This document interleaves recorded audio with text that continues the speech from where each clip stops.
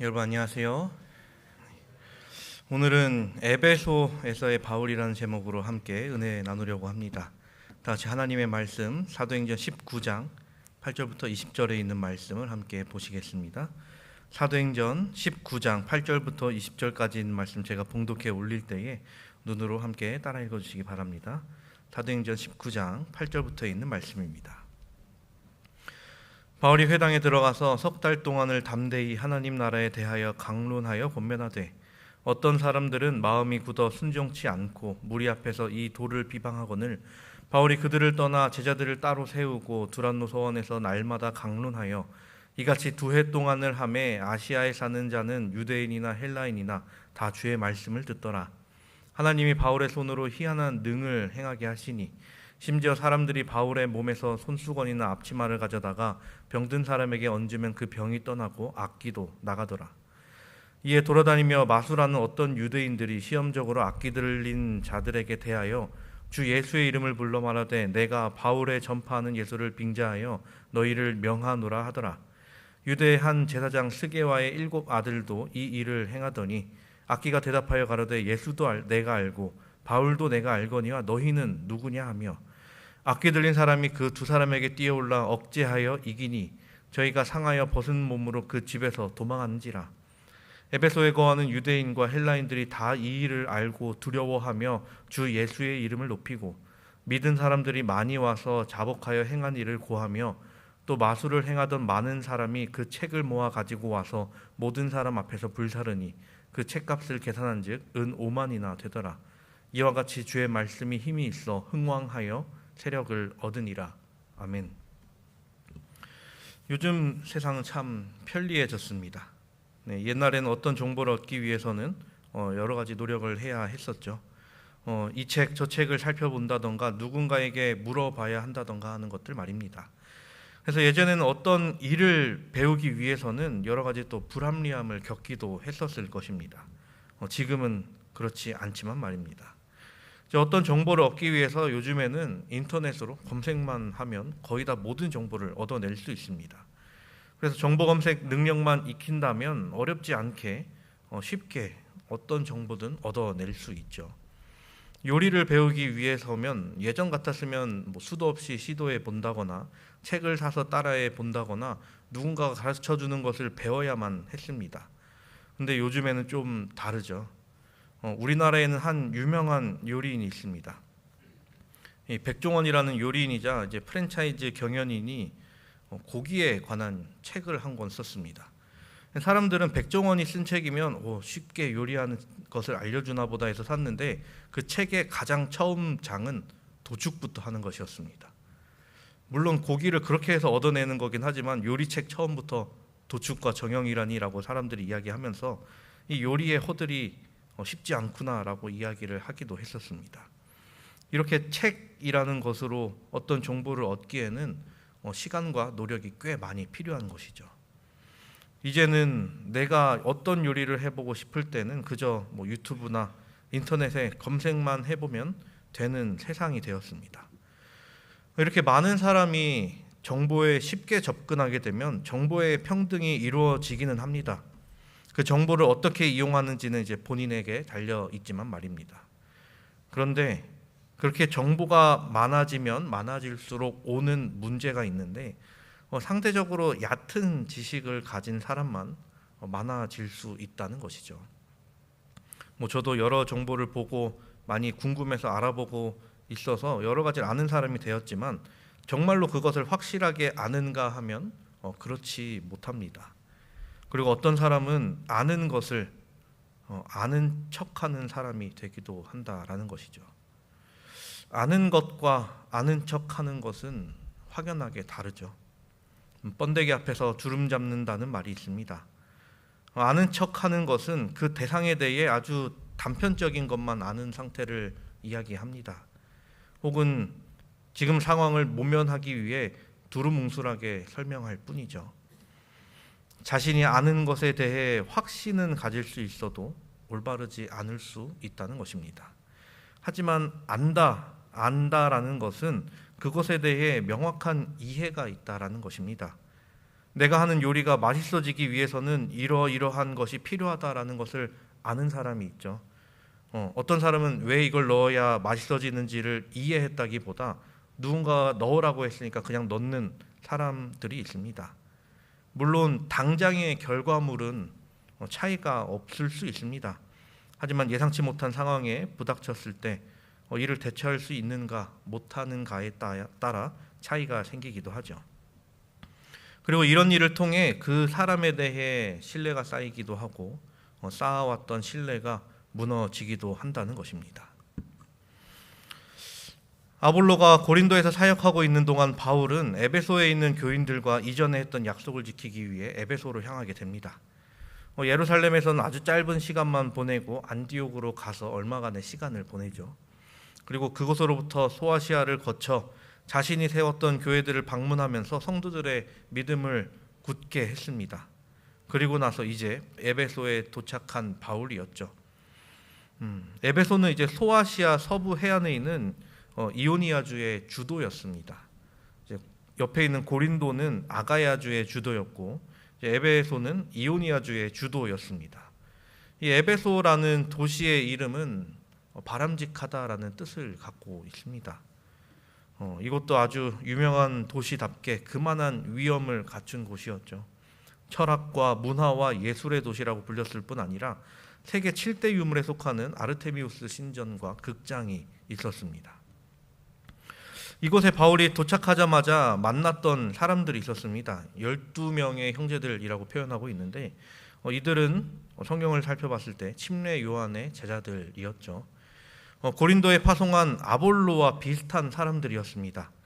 바울을 만나기 전까지 그리스도의 사명에 대해 제대로 알지 못하던 사람들이었습니다. 그들이 비록 아볼로와 같은 능력을 갖지는 못했으나 이들 역시 매우 성실한 신앙을 하고 있었던 사람들이었습니다. 그래서 자신들이 받은 기별과 지식을 널리 전파하려고 노력했던 사람들이었죠. 그런 그들에게 바울이 다가가서 묻습니다. 너희는 성령을 받았느냐? 그 바울의 물음에 이들은 아니라 우리는 성령이 있음도 듣지 못하였노라 라고 대답하는 것이었습니다. 그 대답에 바울은 그러면 너희가 무슨 침례를 받았느냐? 라고 묻게 되죠. 그래서 그들의 대답은 우리는 요한의 침례를 받았습니다 라고 대답합니다. 그래서 사도는 그들에게 그리스도인의 희망의 기초인 이 위대한 진리를 설명하게 됩니다. 그리스도와 또 그리스도께서 보내신 성령 말입니다. 그리스도의 지상생애와 그분의 잔인하고 치욕적인 죽음에 관해 설명했습니다. 어떻게 생명의 주께서 무덤의 장벽을 깨치시고 사망에서 승리해 내셨는지를 이야기했죠. 그리고 예수님께서 당신의 제자들에게 맡기신 그 구주의 사명을 반복해서 이야기하게 됩니다. 그리고 이렇게 이야기합니다. 그러므로 너희는 가서 모든 민족을 제자로 삼아 아버지와 아들과 성령의 이름으로 침례를 베풀라. 그분의 보내신 자 보혜사 성령을 통하여 또 큰 이적과 기사를 이루실 것임을 그들에게 이야기했죠. 그리고 이미 겪었던 제자들이 오순절에 있었던 그 성령의 오심을 경험했던 것 또한 그들에게 알렸습니다.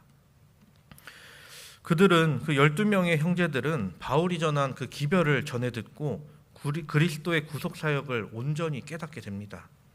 그리고 그들은 그리스도를 개인의 구주로 받아들이게 되죠. 그렇게 그들은 요한의 침례를 받았던 사람들이었지만 예수의 이름으로 다시 침례를 받고 성령을 받은 그들이 됩니다. 이제 그들 역시 아볼로와 같이 다른 소아시아 지방들로 파송되게 되어 예수님께서 주신 사명을 이루어 가게 되죠. 이 성도들의 모본을 살펴보자면 각 시대의 그리스도인들에게 매우 가치 있는 교훈을 전달하게 됩니다. 이 세상에는 정말 많은 그리스도인들이 있죠. 하지만 그리스도인 생활에서 거의 진보하지 않는 사람들이 많습니다. 이러한 까닭은 그들이 너무나 자신만만하여 배우는 자의 자세를 취하지 않기 때문이다라고 이야기를 합니다. 세상의 어떤 교회들은 우리 교회를 보고 너무 보수적인 교회라고 이야기를 하기도 하죠. 아마 성경의 10계명에 관해서라든지 음식물에 관해서 매우 엄격하게 하기 때문입니다. 근데 우리는 성경 말씀에 대해서는 엄격하나 우리 신앙생활에 있어서는 언제나 진보를 추구하죠. 경건의 삶에는 한계가 없는 것입니다. 언제나 나 스스로를 발전하려 하지 않는다면 머무는 것이 아니라 퇴보되게 되기 때문입니다. 원래라면 모든 그리스도인이 그래야 했습니다. 거룩한 사람, 위대한 설교자로 불리는 한 사람은 이렇게 이야기했죠. 녹슬어 없어지기보다는 닳아서 없어지는 것이 낫다. 그런데 세상의 사람들은 자기의 믿음이나 행실을 변화시키기를 원치 않기에 보다 큰 빛을 얻으려고 노력하지 않는다는 것입니다. 이미 빛을 받아들인 우리로서 우리가 해야 하는 일이 있습니다. 이는 빛을 발견하지 못하고 발전하지 못하는 이들에게 그 빛을 전해주는 것이죠. 빛을 전하는 자로서 살아가는 우리 모두가 되기를 간절히 바랍니다. 이미 진리를 받아들였다고 알고 있으나 아직 온전히 그 진리에 다가가지 못한 이들을 위해 기도하고 그들을 진리로 이끄는 그러한 우리 모두가 되기를 간절히 바랍니다. 하나님께 지혜를 구함과 진리의 힘을 믿음으로 나아가 진리를 전하는 우리 모두가 되기를 간절히 바랍니다. 바울은 그렇게 12명의 형제들과의 만남 뒤에 계속해서 에베소에서의 사역을 이어나가게 됩니다. 그리고 언제나 했던 것대로 에베소에 있는 유대인의 회당에서 바울은 강론하게 되죠. 그렇게 3개월을 권면하며 일했는데 그곳에 있던 유대인들은 이 복음을 거절하게 됩니다. 그래서 바울은 유대인의 회당을 고집하지 않고 밖으로 나가게 되죠. 바울이 향한 곳은 이제 두란노 서원이었습니다. 이제 두란노라는 에베소 출신의 유명한 철학자가 세운 곳으로 추측되는 장소입니다. 이제 그곳에는 철학자들이 끊이지 않고 오던 곳이었는데 이제 성경에서 표현하는 시간 5시부터 10시, 지금 우리가 보는 시계로는 오전 11시에서 오후 4시까지는 그곳이 비어있게 되어 바울이 그곳을 사용했던 것이죠. 바울은 비록 대적하는 자가 많을지라도 그의 앞에 광대하고 유효한 문이 열려 있다는 사실을 알았습니다.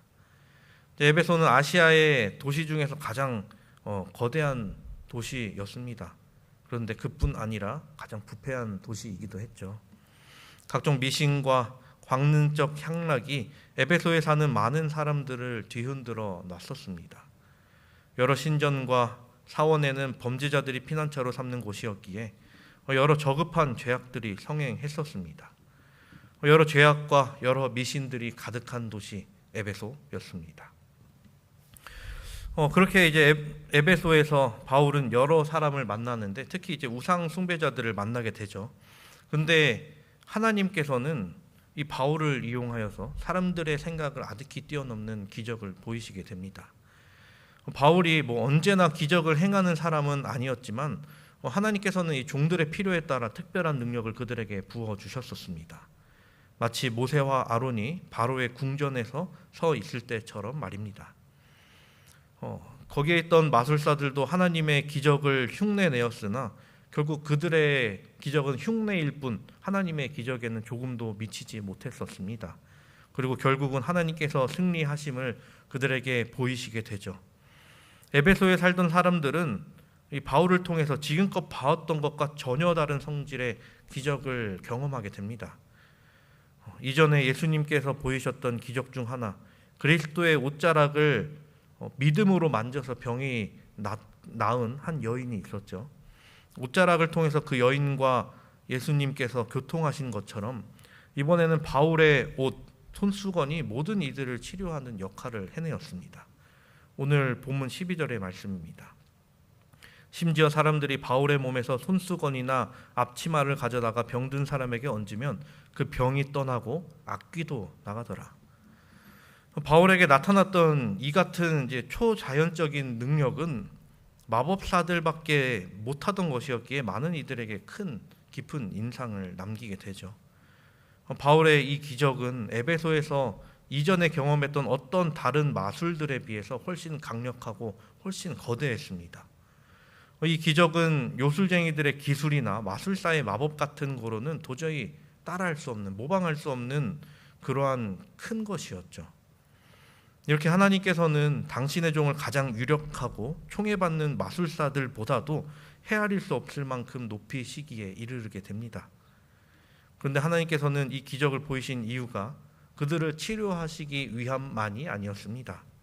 하나님의 계획은 당신의 거룩한 성호를 멸시하고 모독했던 자들에게 더 큰 수치와 더 큰 패배를 안겨주려 하셨습니다. 모세의 율법 중에는 이런 내용이 있었죠. 마법을 행하는 자는 사형에 처하라. 그러나 배도한 유대인들에 의해 은밀하게 이 마법 같은 것들이 행해져 왔다는 것입니다. 바울이 에베소를 방문했을 때도 이 마술을 행하던 어떤 유대인들이 있었습니다. 그들은 나중에 바울이 행하는 기적들을 보고 나도 자기들도 동등한 능력이 있다라고 주장하기도 했죠. 예수의 이름으로 그런 일이 이루어졌다라고 믿으면서 그들도 사도가 행한 같은 방법으로 악귀를 쫓아내려 하였습니다. 이들에 대해서 성경을 이야기하기는 한 제사장이었던 스게와의 아들, 7 아들이라고 표현을 합니다. 그들은 귀신 들린 자를 찾아가 이렇게 말합니다. 바울의 전파하는 예수를 의지하여 너희를 명하노라. 그러자 악귀는 이렇게 이야기하죠. 예수도 내가 알고 바울도 내가 알거니와 너희는 누구냐? 이렇게 말하고 그 악귀 들린 사람이 그 이야기하던 두 사람에게 뛰어올라 억제하여 이기어냅니다. 그렇게 그 악귀 들린 사람에게 억눌려진 두 사람은 핥히어지고 벗겨진 몸을 하고 그 집에서 도망하게 되죠. 그리스도의 이름을 사칭했던 사람들에게 실패와 수치가 내려지는 순간이었습니다. 너무나도 많은 사람들이 이 광경을 목격하게 되어 유대인들뿐만이 아니라 이방인들에게서도 이 에베소 전역에게 퍼져나가게 됩니다. 그리스도의 이름의 그 신성성에 대한 의심할 여지가 없는 증거가 나타나는 때였죠. 그리고 구주의 거룩한 사명에 대한 믿음 없이 그리스도의 이름을 의지하려던 자들은 위험을 당했다는 것을 목격하게 됩니다. 전에 감추어졌던 사실들이 밝혀지기 시작했던 것이죠. 어떤 형제들은 그리스도교를 받아들이면서도 그들의 미신을 완전히 버리지 못한 상태에 머물렀었습니다. 그런데 이 그리스도를 사칭한 이들의 사건을 보고 그들은 미신을 믿었던 그들은 바로 사도 앞에 몰려와 자신이 가졌던 그 마음을 회개하기에 이르게 되죠. 또 공개적으로 마술사들의 기술이 사기적이고 사탄적이라는 것을 인지하게 됩니다. 그뿐 아니라 어떤 마술사들, 그 마술로 밥벌이를 하던 사람은 자기의 마술을 영영 버리겠다라고 약속하며 그리스도를 구주로 받아들이기도 하였습니다. 이교나 미신 등 이런 것들이 지금에 와서는 사라졌을까요? 그때와는 조금 다른 모양으로 여전히 남아 있습니다. 이것은 그냥 쉬운 예이지만 여전히 각 곳에는 점치는 곳이 있고 올바르지 않은 방법으로 사람의 마음을 홀리는 사람들이 여전히 있습니다.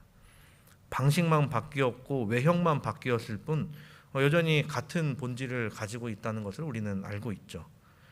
사람들은 하나님이 보이지 않기 때문에 하나님을 믿지 않겠다라고 이야기를 합니다. 실증되는 과학만이 올바르다라고 이야기를 하지만 여전히 미신적인 것들을 믿는 것이 사람입니다. 바울의 당시보다 사람들의 지식 수준은 훨씬 높아졌지만 여전히 초자연적인 현상을 보고 놀라워하고 그것을 따릅니다. 강신술이 19세기에 유행하다가 지금은 보이지 않지만 이는 외형만 사라졌을 뿐 이를 따르는 자들은 여전하죠. 그들은 하나님과 그리스도를 모방합니다. 예수님께서 이 땅에서 하셨던 능력만을 모방합니다. 하나님의 사랑은 그 안중에도 없고 단지 사람들을 즐겁게 할 어떠한 기술로 사람들을 현혹하기에 이르는 것이죠. 사람들은 또 말합니다. 나는 그리스도를 안다라고 말입니다. 그런데 그리스도라는 존재는 이미 예전에 없어진 존재이며 나와는 상관없는 존재라는 것이 그들의 이야기입니다. 이들이 말하는 그리스도를 안다라는 것은 아는 것인가요? 아니면 아는 척 하는 것인가요? 에베소에서 마술을 펼치며 그리스도의 이름으로 무언가 해보려고 했던 사람은 그리스도를 아는 사람이었나요? 아니면 아는 척하는 사람이었나요? 그리스도를 아는 것과 아는 척하는 것은 어떤 차이가 있을까요? 아는 척하는 것은 그저 단편적인 지식만 이야기하는 것임을 초반에 말씀드렸죠. 그리스도, 예수라는 이름을 아는 것, 또 그리스도께서 하신 일을 아는 것 등 이런 것을 말하는 것은 누구나 할 수 있습니다. 성경, 신약에 나온 존재이며 사복음서에 나타난 인물, 하나님의 아들로 표현되는 인물이다. 그리스도라는 이름의 뜻은 기름 부음을 받은 자라는 뜻으로 히브리어로 메시아와 같은 말이다. 어머니는 마리아, 아버지는 요셉이며 베들레헴 마곡간에서 태어났다. 이집트에서 잠시 생활했다가 갈릴리 나사렛에서 목수로 생활하다가 30살부터 사역을 시작한 사람이다. 3년 반 동안 아픈 사람을 치유하고 사람들을 가르치고 천국 복음을 전파한 사람이다. 그러다 자기의 제자 가룟 유다에 의해 팔리고 십자가에 달려 죽었다가 사흘 만에 부활한 사람이다. 이렇게 지식적인 내용을 말하는 것은 누구나 할 수 있습니다. 지식을 늘어놓으면서 내가 그리스도를 아는데 그런데도 그리스도를 믿지 못하겠다라고 하죠. 이것이 그리스도를 아는 것인가요? 아니면 아는 척하는 것인가요? 제가 만약 상대성 이론에 관해 설명한다고 생각해 봅시다. 상대성 이론은 일반 상대성 이론이 있고 특수 상대성 이론이 있습니다.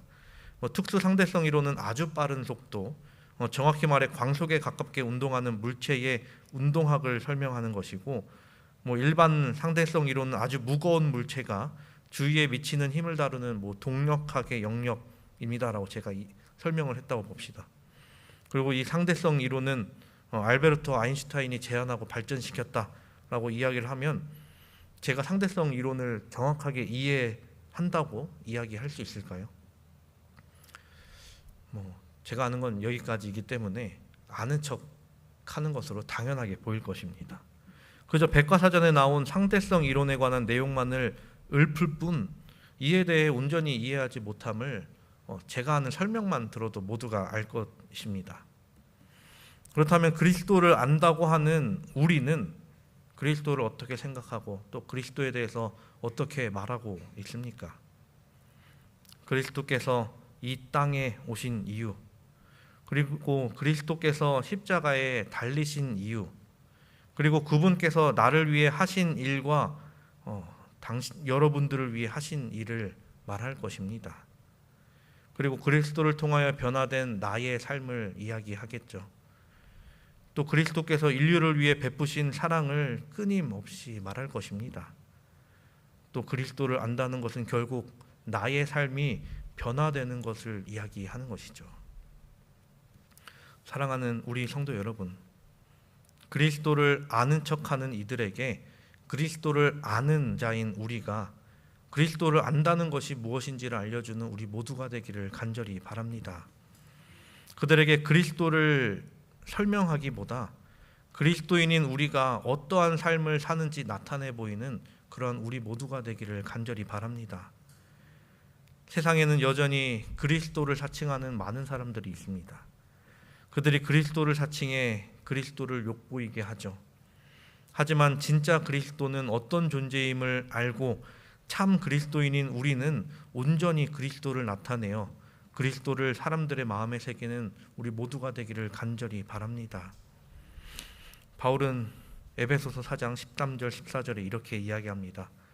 우리가 다 하나님의 아들을 믿는 것과 아는 일에 하나가 되어 온전한 사람을 이루어 그리스도의 장성한 분량이 충만한 데까지 이르리니 이는 우리가 이제부터 어린아이가 되지 아니하여 사람의 속임수와 간사한 유혹에 빠져 온갖 교훈의 풍조에 밀려 요동하지 않게 하려 함이라.